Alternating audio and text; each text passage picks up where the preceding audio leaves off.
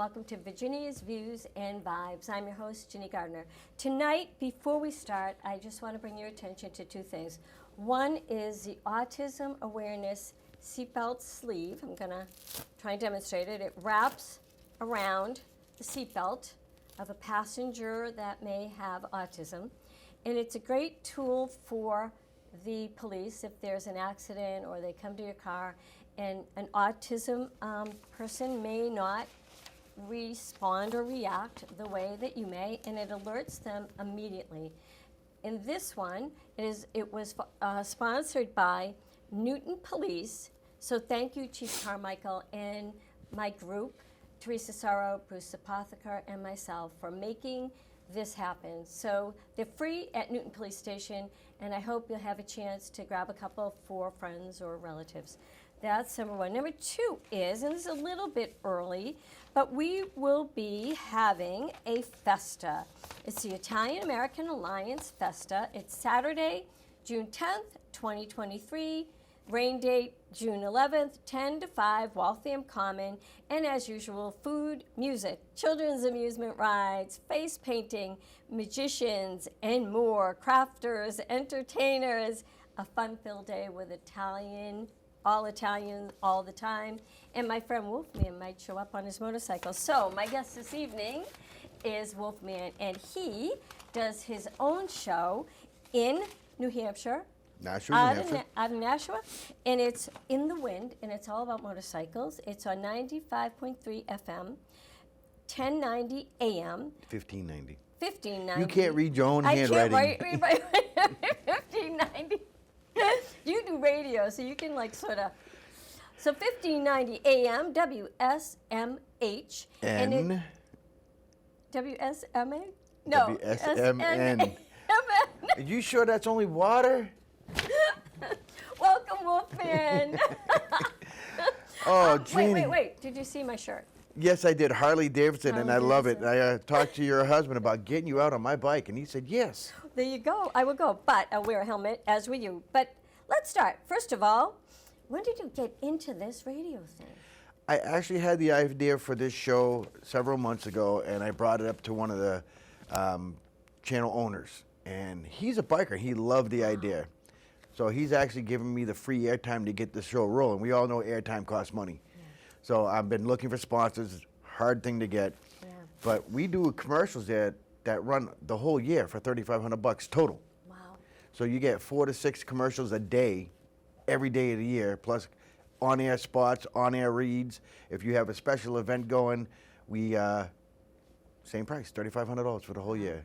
That's awesome. When I had my tattoo studio in Hudson, I was the first legal tattoo artist in Massachusetts, one of the first ones. And I was advertising on local radio, and it was $2,500 a commercial. Wow. So, and I ran that for 6 months. Damn, they put me in the poorhouse to get that business going. Yeah. Do you still do that? I don't tattoo anymore. No. I tattooed for almost 25 years. You're kidding. No. Problem is the hands, arthritis and stuff. Oh, yeah. I can't hold the equipment anymore. Yeah. And as my arthritis progressed, I noticed my artwork failing a little bit more, and I only put out exquisite artwork. So how many do you have? Oh, I have one. Just one? Yeah, but it goes from here Oh, you have a sleeve. to here to here to here. It's only one tattoo, though. It started out as several. Now it's only one. I did most of my own work. Did you really? Yep, and then I had apprentices over the year that would do places I couldn't reach, so they could practice. Wow. Because nobody wants somebody who don't know what they're doing. Yeah. And they're my apprentice. They got to do what I tell them to do. They have to practice, so you're right. Yep. That's awesome. I did not know that. I was going to ask you, you know, it used to be that just military people got tattoos, and then it all of a sudden grew to motorcycle people, and now everyone gets one. Well, don't you think, or no? 2/3 of the American public have one tattoo. Really? And 2/3 of them have more than one tattoo. Really? The tattoo industry has evolved over the years. I had Mayhem Tattoo on my show this morning, and we discussed tattooing. I gave them the history that they didn't even know. The first recorded tattoo was 3100 BC. They found it on mummified skin. Cut it out. Seriously. And it went through your What indigenous. was it was tribal. back then, tattoos were stature in your tribe. Really? Was your royalty, your warrior status, all that. That's what it was done, as well as into American Indigenous, which I call American Indians because that's what I am. You are American Indian. Yes, right? I am. What You've tribe? seen I have. Mohawk. You know, I have that picture of you and I, and Mohawk, really? Mm-hmm. You know, my husband is part Indigenous. He doesn't know what tribe. Stop calling it Indigenous. Indian. American Native American Indian. or American Indian? Okay, Indigenous came because everybody wanted to feel included. Yeah. We were here first. Yeah. American Indians were here first. Yeah.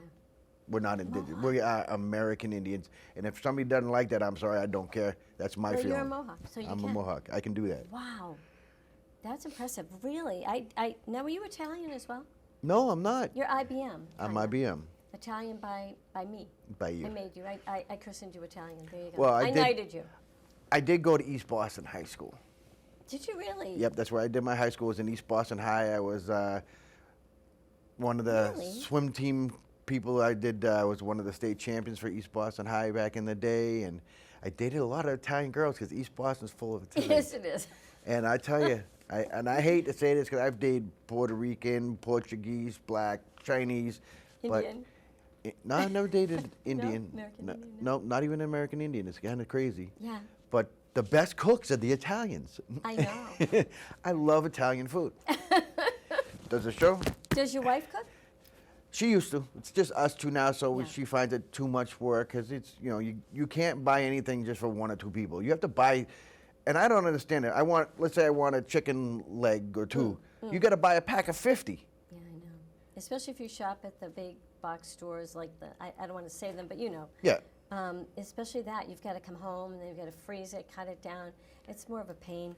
Up until October, we were just George and I. So I still do a lot of cooking. But then now we have my grandchildren, my daughter and her husband. They're just temporarily with us. They stayed. It's been a blast. It's been fun for us. They stayed through the school year, and then they just bought a house in, I think, Southborough, they said. Nice. But it's beautiful, and we I have love friends in having them. Southborough. Do you? Oh, good. Yep, they've been there for, he just lost his wife to cancer. Gosh. She had breast cancer, Yeah. second time around. And he just Sorry to lost hear her, that. so yeah, they were together almost as long as me and my wife. Me and my wife been together for 23 years. Wow. You know So- how long my husband and I have been together? A day and a half. No, not exactly. Okay, I'm going to get this right. We've been married 50 years. 50 years. You Yeah. don't look that like you're in We've your been married 90s. 50 years. He And- does. He does. And we've been together 56? 56. He'll correct me if I'm Oh, wrong. on the He'll- God yeah, mic? the God mic. But let's talk about, before we get into the motorcycle stuff, what got you started? You just wanted to do this, and you're good at it. You are good at it. Did you watch my show? I heard you on your commercials, pushing it, and I said, he's a natural at this. You could just, unlike the 3 takes we took right here. I actually had a show down in Martha's Vineyard a few years ago. Really? And it wasn't a talk show. Kinda was. It was I did an oldies show for cruise night. No way. So Fridays and Saturday nights I was on Martha's Vineyard WVVY. Wow. And I'd play the song, and I'd give you some history on the band, the era, and all that. I got a copy of that show somewhere. I'll have to send it to you. Oh, absolutely. And I did that for several months, but that channel just kept replaying the same shows. Like, what are you guys doing? Yeah. I said, I come in to do a new show every night, Yeah. and then you just don't play. And I just got to the point where I just like, if you're not going to let me breathe, Right. Why do it? Why Don't do waste it? the time. it's like It's- music needs to breathe. Yeah. Okay, and in order to have that happen, you got to get it out there.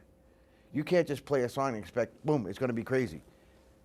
And you can't just play a song. And a lot of people today, I don't know if you remember back, I hate to say this, in the olden days, you'd open the cassette up and it'd have this little folder that you'd open up, Yes. and it told you all the facts and Yeah. stuff. They don't do that anymore. You got a CD, that's it, go. Yeah. There's no Yeah. legend or anything. I think that's what they called it, was the legend of the album. Yeah. And now you just say, Alexa, play XYZ. I don't play Alexa. Yeah. I don't have Alexa. She's not allowed in my home. Yeah. Well, She's too nosy. yeah, for sure. When you hear her say, I'm sorry, I didn't hear you, or I'm sorry, I don't understand that. It's time for her to go. Yeah. But I do use her because the same reason the kids are in the house and they use her all the time. It's amazing. They use her probably the way we used an encyclopedia. That's how we used to look up stuff when we were kids. That's right. Okay, we are getting a call, so let's see. I think it is the Colonel from the Cape. Let's see. Good evening. Our first caller. Who could it be? This is a Sky Master. All right. You're here with the Wolfman, so you can make a comment and ask him a question. You didn't think we were going to do this, did you? Oh, that's fine. All right, Sky. Put me on the spot. It's like a pop quiz. I still think I'm dreaming because there's somebody else who loves motorcycles as much as I do, but I'll give it a shot here. Yeah, just a statement. Hey, yeah, I'm an old-time biker, Wolfman, and I usually don't have many good things to say about my home state of Massachusetts, but the one thing they did back in 1969 was they implemented the helmet law.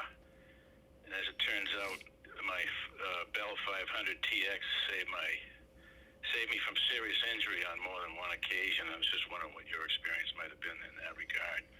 Or were you a Connecticut kind of guy?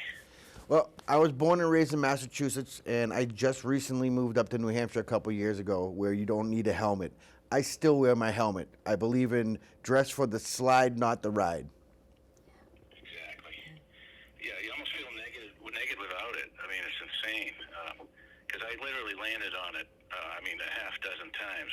4 times in the dirt and twice real good on the street. And it would have, I would have really shaken myself up, scrambled my head. More than it already is. Yeah, no. What was your first bike, Sky? Because you started as a kid. I remember that. Yeah, I started out with the thing that got me going when I was an 8-year-old kid, and my oldest sister she's a good 9 years older than me, and she had a friend who came by on his 1962 Ducati 250 Monza. And she wasn't around, so he said, "Hey, why don't you hop on the back?" So he took me for a ride, and that was up around LaSalle College and all that. Of course, my mind was never the same after that. So from that point on, it was onto the mini bikes, and then I picked up a brand new Honda. It was kind of a combination on-road, off-road bike when I was 15. The XL version, XL 350? Yeah, it was the SL. It looked like a grasshopper kind of. It had the long. I had the 500 version. That was my second bike. And the Trials tires. Yep, I had this. It's kind of like the SUV of the motorcycle world, and that thing was fantastic because I loved the Newton cops. They were really good to me, but a few times I was able to cut through the woods and get away from them. That's long before they had the helicopters with the big spotlights and the heat-seeking missiles, right? I think that's only a few years after I left the city, they finally decided they needed something like that in case I came back. Probably. That was probably why. You still riding, Sky? Well, believe it or not, I stumbled on a motorcycle. It's kind of a strange story. My buddy was working on a motorcycle, and he and his wife weren't getting along too well, so he just got through fixing it and sitting in the driveway, and she came home after him, and she backed into it and knocked it over. Oh my God. And so it broke a couple of the lights on the motorcycle, and he came out and said, "Hey, what are you doing?" And she said, "Get over it." So he said, "Okay, I'll get over it." He went back in the house and came out with a suitcase, and that was the end of that. Good. I'm glad he did that, because that would have been instant divorce at my house. I'm not sure that was a happy ending to the story, but thank you for sharing. All right. I'm going to talk to you later, Scott. The sacredness of the motorcycle, what it means to the hardcore motorcyclist. You just don't back over it and say, "Hey, get over it, pal." Well, on that happy note. Wait. You know the difference between your motorcycle and your wife? No. My motorcycle doesn't get jealous when I drive other motorcycles. That's right. Okay. Excellent analogy. Bye, Sky. Well, thank you. Let's get on the questions I have here. So you use a helmet, Yes, and as Guy absolutely. said he does, and I know he does. Absolutely. And you have, so talk a little bit about motorcycle safety, really. Well, first of all, when I was growing up, there was no courses. Really? Your uncle, your brother, you just dropped on a bike, and I learned how to ride my bike by stealing one. Honest to God, that's what I did. You know, wasn't mine. I borrowed it. What we're going to call it? Accidentally borrowed it. Right. And that's how you learned, you know. And you learn with your bumps and scrapes, knocking the bike over, hitting a tree, hanging a wheelie. Today, they have a whole new thing called riding safety course. And even if you've been on a motorcycle forever, take one. Take an advanced course. You'll see how crappy of a driver you really are, how dangerous it is. You got to stay alert. If you had one drink and you don't get on your bike. Oh, yeah. That's another thing that kills a lot of people is drunk driving, and even on motorcycles. So, I mean, there are bikers out there that drink. Sorry to say it, that's what they do, but don't get on the bike. Well, there are a lot of people out there that drink and get behind a wheel of something. Yep. Unfortunately, what's a common myth? Would you say of motorcycles, motorcycle drivers? Every biker is an outlaw. That's a myth. Okay. The Hollywood has made it so that you see a motorcyclist, you're automatically thinking danger. Starting back with Marlon Brando's Wild Bunch. And all the motorcycle movies afterwards. Easy Rider was one that wasn't like that, but there was some dangerous aspects to it. But as it progressed through the years, people have got that persona, black leather jacket, big loud motorcycle, that guy stay away from. I have bumped into so many people who go like, oh my God, I would never, you are who you are. Yeah. I see the bike, I see the tattoos, I see the long hair. Back then I had long hair. Yeah. And I didn't want to go near you. Because you look scary. I'm a puppy dog.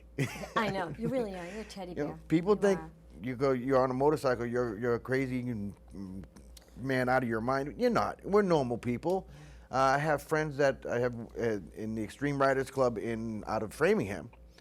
One of them's a middle school principal. Wow. I was going to ask you, what clubs? Do you belong to these clubs? Or? Nope, I actually had my own club. Do you? I was going to join the Extreme Riders, but it wasn't for me. I was a legacy for, I'm going to just say an outlaw, a 1% club, which I'm not going to name the name because I don't want to, because my family was part of it. Yeah. So I could have just walked in there and just put on a patch, which I didn't do. I started my own club, which is called the Sober Knights. Ah. And it was a whole bunch of bikers, clean and sober. I don't drink. Yep. And all these guys, no drinks, no drugs. I don't drug either. Yep. And we never got accidents. We never had too many problems. Wow. We rode all these other clubs in their parties and would go to their parties, and they were like, I can't believe you don't drink. I'm like, that's us. Yeah. You know, and it's a good thing. And over the years, we split up. I've closed down the club, and now I'm on the radio. Now you're on the radio. You know who made motorcycles look absolutely awesome? And I'm going to age myself with this. Steve McQueen in My Husband Knows the Movies. He might yell it through the God mic. And he watches it once a year, every summer. He watches The Great Escape. Great Escape. Thank you, God Mike. The Great Escape. Steve McQueen made it look so cool. If he likes that, I'm sure he's gonna like Born Losers. No, he can't cut through the God mic, but I'll write that down. Tom Laughlin, Born Losers. He plays. That was the beginning of the Billy Jack series. Okay. That's when motorcyclists turned into the hero. Yeah. Was on that when that first movie came out. Of course, he was fighting bad bikers, and he was the good biker. Yeah. That's when the evolution of the bad guy motorcyclist changed, right up to everybody knows him, the Fonz. Yeah, that's right. Him too. He should be right there with Steve McQueen. But I thought just Steve McQueen driving down every time he went in the cooler. Yep. That was cool. That was really cool. I'm going to have to go home and watch that now. Thanks. Yeah. Well, how many hours is it? It's probably, you know what, I'm going to just grab this because it is one of the women, I don't know if she's on or not. She's one of the women drivers. And while I'm getting Sally, because I just missed her call, talk about women behind the wheel of a motorcycle.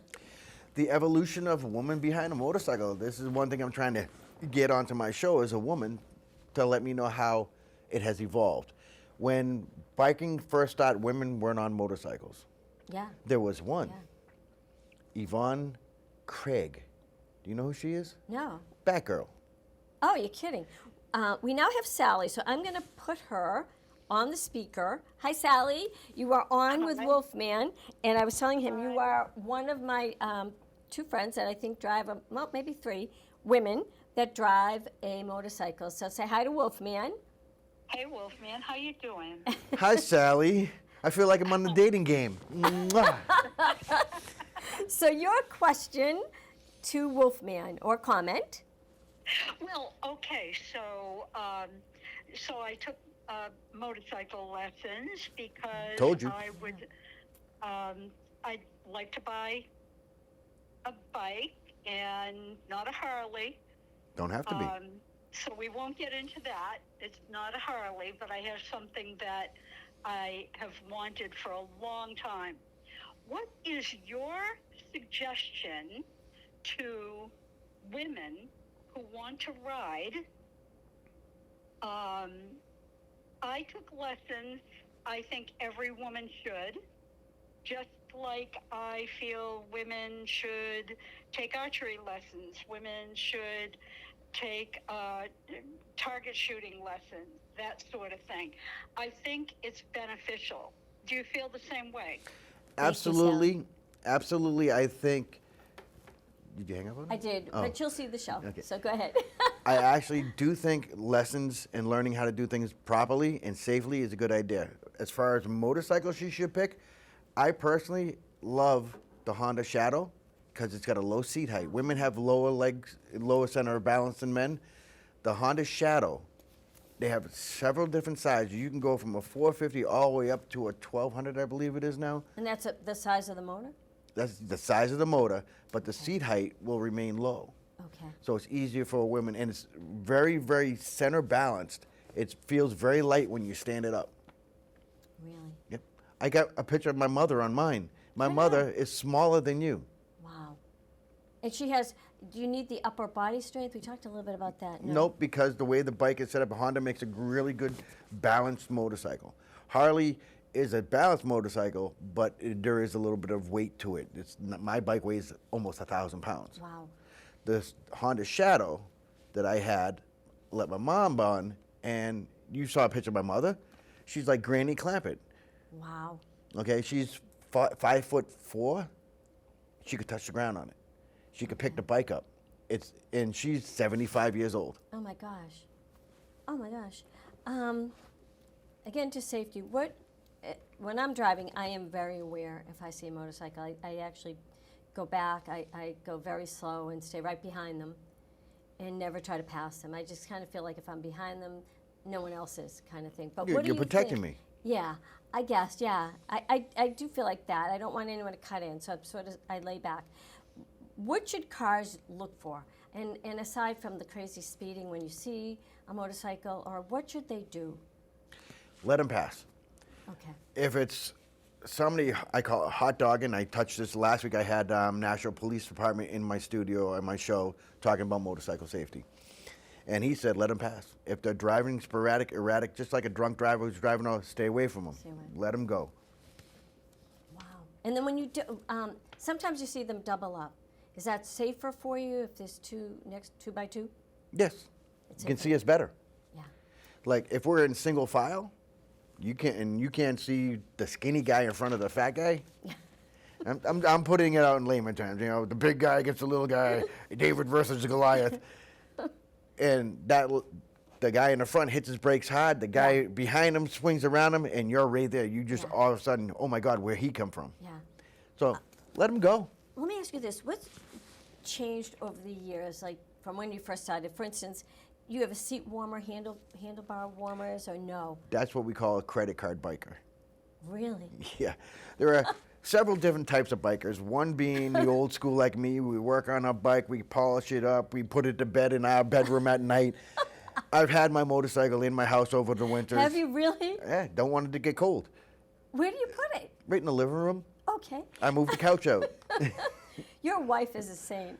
I don't do that anymore. Okay. Okay, I have a shed now that it goes and lives. There you go. It's got its winter home. Okay. But back in the old days when I was first riding a motorcycle, during Hurricane Gloria, I drove it up to my second-story house, and my mom's knocked on the door. She's like, "Oh my God!" And I pulled it into the living room. Oh my God. She goes, "How are you going to get it out of here?" I said, "I don't know, even know how I got it up here." Oh my gosh. So that's a credit card. That's not a credit card. That's an old school. He Old wrenches. school. He builds. Okay. It isn't. I have a motto saying it isn't yours until you build it. Yeah. So you So, work on yours. I work on my bike, and if I don't know what I'm doing, I have a friend of mine who's the Harley genius of the world. He can fix anything. What about the radio? Do you have a headphone and radio? I don't believe in headphones. No. So what do you do? I have a Is it radio. in your helmet? The headphones are in your helmet, Okay. and it's bad enough when you wear a helmet you can't hear things. Yeah. You know. Yep. I have one that's got the ears open, Okay. but if you have it on your bike, you can still hear everything around you because the music's in front of you. Yeah. But when you're driving, Yeah. it sounds like it's coming behind because you're going. Faster. Wow. Yep. Wow. And it's just like in your car, you put on your speakers, Yeah. you still hear everything. So we've listened 2 minutes. I want you to have the last 2 minutes to talk about your show. Give the letters because I'm going to say 95.3 FM, 1590 AM, WSMN dot live for streaming. Live. My show is for bikers, by bikers. I bring in everything about the biker culture. Today we had tattooing on it. I have a pastor who has his own motorcycle church. It's called the Broken Chains Motorcycle Church. Where is that? He's down in East Bridgewater. Really? Yep, he's going to be coming up as soon as he can break up his what he's got going on. He's got 2 jobs. It's kind of tough Yeah. these days. Yeah. Plus, he runs his own church. Wow.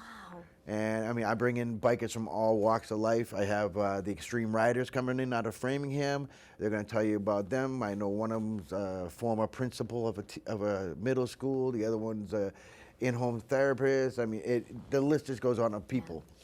Yeah. They also have their own band called the XRB Band, the Extreme Riders Band. No way. And they are phenomenal. So if you get this, check them out on YouTube. XRB Band out of Framingham. Check them out. You'll like them. They do a lot of events. They were doing Andrew's Helping Hands. That's when I met them. They've done a lot of charity rides. They do a lot for charity. So I bring in people from everywhere. So what's your advice to drivers when they see you? Last word. What should we do? Don't text. Stay off your phone. And don't drink and drive. Very good. Thank you so much. You're This was so welcome. much Nice fun. being here. I don't know if I can come on your show. I don't qualify, but if you want to talk about politics, I'm your gal.